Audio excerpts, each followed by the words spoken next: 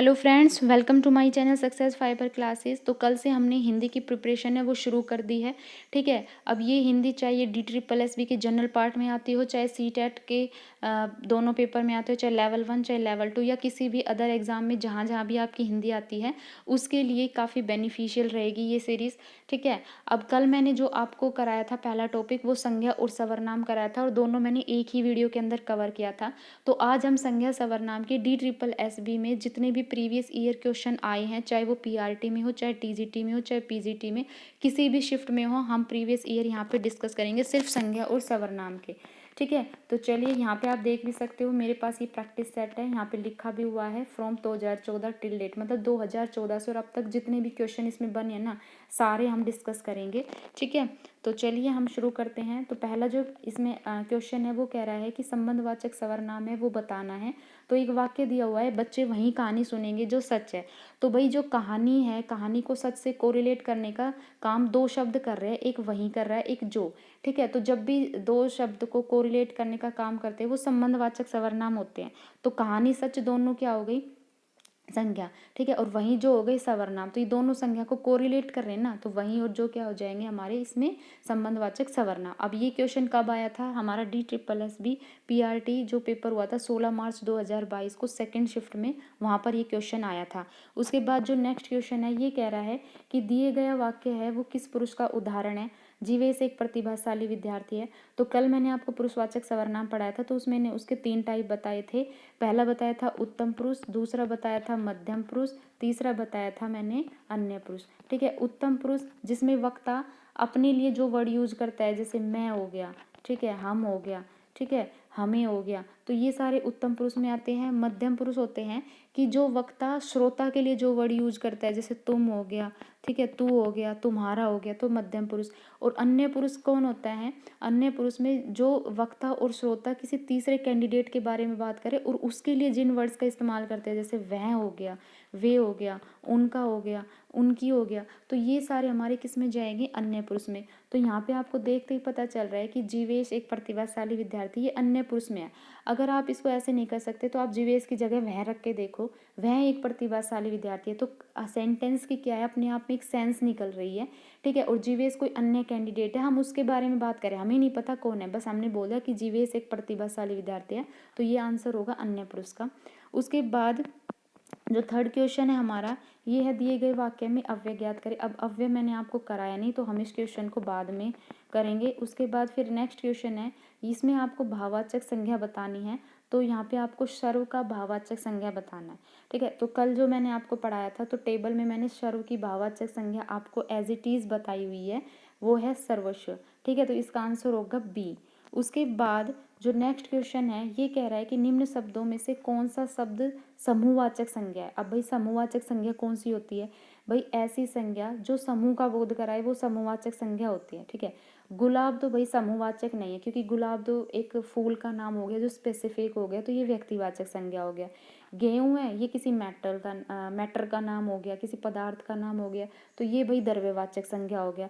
अच्छाई है ये किसी की फीलिंग्स का, किसी की अवस्था का बता रहा है। ठीक है, किसी का गुण बता रहा है, तो गुण किस में चला जाता है, भाववाचक संज्ञा में। तो बचा गड्डी, गड्डी इसका क्या होगा आंसर, क्योंकि गड्डी ताश की भी होती है और गड्डी किसकी होती है, पैसों की भी। तो पैसों की गड्डी यानी पैसों का समूह, कलेक्शन ही तो गड्डी होता है, और ताश की गड्डी यानी ताश का कलेक्शन होगा, वो भी समूह होता है, तो गड्डी।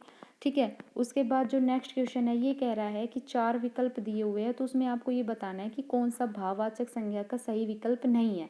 ठीक है, भाववाचक संज्ञा कौन सी होती है, ऐसी संज्ञा जिसमें मतलब किसी की गुण दोष अवस्था, किसी की फीलिंग्स का मतलब भेद हो, तो वो हम सब भाववाचक संज्ञा में डालते हैं। ठीक है, अब खरापन है ये तो भाई भाववाचक संज्ञा है। ठीक है, क्योंकि मान लो हम यूँ कहें कि इसके अंदर बहुत ज़्यादा खरापन है, ठीक है, तो मतलब ये अपने आप में बहुत ज़्यादा खरा है, मतलब सटीक है, तो हम उसका गुण बता रहे हैं, तो ये भाववाचक संज्ञा में चला जाएगा। तेजस्विता ये भी गुणवाचक मतलब सॉरी भाव में चला जाएगा। ठीक है, चिकनाई है, जैसे हम कह दें कि घी में बहुत चिकनाई है, तो घी की क्या है, ये एक मतलब विशेषता है कि उसमें बहुत चिकनाई है, तो ये किस में चला जाएगा, भाई उसका गुण है तो भाववाचक में चला जाएगा। ग्राम्य है जो भाववाचक संज्ञा नहीं है। ठीक है, ये क्या हो जाएगा, जातिवाचक संज्ञा हो जाएगा, तो इसका आंसर होगा बी। उसके बाद अगला क्वेश्चन है वो विशेषण का है। तो विशेषण मैंने आपको अभी नहीं पढ़ाया, तो हम विशेषण है वो नहीं करेंगे। उसके बाद फिर ये अव्यय है, ठीक है। फिर क्रिया का है, तो क्रिया का भी नहीं करेंगे। अब हम करेंगे 10 क्वेश्चन। ये कह रहा है कि दिए गए वाक्य में किस प्रकार का पुरुष है ज्ञात कीजिए। ये कह रहा है कि आपके आने से मुझे बहुत खुशी हुई, ठीक है। तो आपके आने से मुझे बहुत खुशी हुई, तो वक्ता कह रहा है कि भाई मुझे बहुत खुशी हुई, ठीक है। वक्ता अपने बारे में कह रहा है, तो ये किसका एग्जाम्पल है, उत्तम पुरुष, ठीक है। उसके बाद जो इसका राइट आंसर होगा वो क्या होगा, डी। उसके बाद फिर अगला आता है परिमाणवाचक विशेषण का। तो विशेषण मैंने आपको नहीं कराया, वैसे आप ये कर सकते हो कि परिमाण में क्या होता है भाई, हम जो किसी की मतलब क्वालिटी मेजर करते हैं, किसी की मेजरमेंट करते हैं, तो जाहिर सी बात है कि इसमें परिमाणवाचक क्या हो जाएगा, 2 लीटर, क्योंकि दूध तो संज्ञा हो गई और 2 लीटर उस दूध की क्वालिटी बता रहा है, उसकी विशेषता बता रहा है, तो 2 लीटर क्या हो जाएगा यहाँ पे, परिमाणवाचक। उसके बाद जो हमारा नेक्स्ट क्वेश्चन है ये सवर्नाम से है। रीना आज तुमसे कोई मिलने आया है, तो इसमें आपको सवर्नाम बताना है, ठीक है। तो कह रहा है कि रीना आज तुमसे कोई मिलने आया था। तो कल ही मैंने आपको बताया था कि कोई, कुछ, ये सारे किसको बताते हैं, अनिश्चयवाचक सवर्नाम को।